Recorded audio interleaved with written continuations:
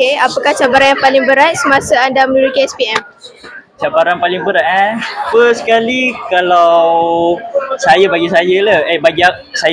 saya kita jangan terlalu ikut pengaruh kawan, sebab bila kita selalu ikut, kadang kawan kita ni dah pandai tapi kita ni kurang pandai, tapi kita tengok dia tak belajar, jadi jangan ikut. Kita kena belajar juga untuk jadi pandai. Setengah orang dia gifted, jadi kita kena usaha lebih sikit. Laki ni senang, laki kena usaha lebih sikit baru dapat dia punya target tu. Tapi insyaAllah usaha lah. Okay, terima kasih.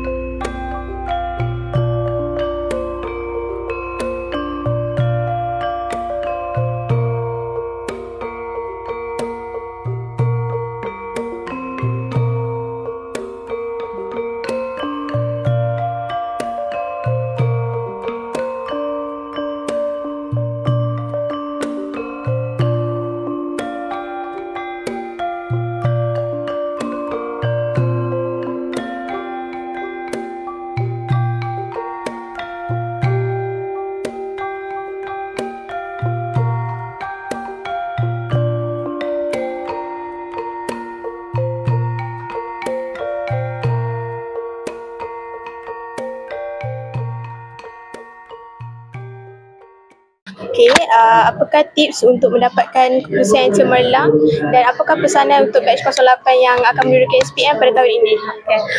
Tips saya untuk keputusan yang sangat cemerlang, buat objektif sejarah banyak. Dengan kalau cikgu suruh buat kerja tu, buat. Kalau kawan-kawan ajak tu pergi ni, kurangkan. Macam tu. Lagi satu, jaga makan, jaga kesihatan. Okey Kak, apakah perancangan anda selepas SPM ini? Sambung belajar di mana dan dalam bidang apa? Lepas SPM ni aku akan sambung belajar dekat UiTM dalam bidang Diploma Pendidikan Kanak-kanak. InsyaAllah saya tak tahu lagi universiti mana, tapi saya minat sangat nak ambil nursing. InsyaAllah doakan saya. Terima kasih. Okey, apakah pesanan anda untuk batch 08 yang akan meneruki SPM?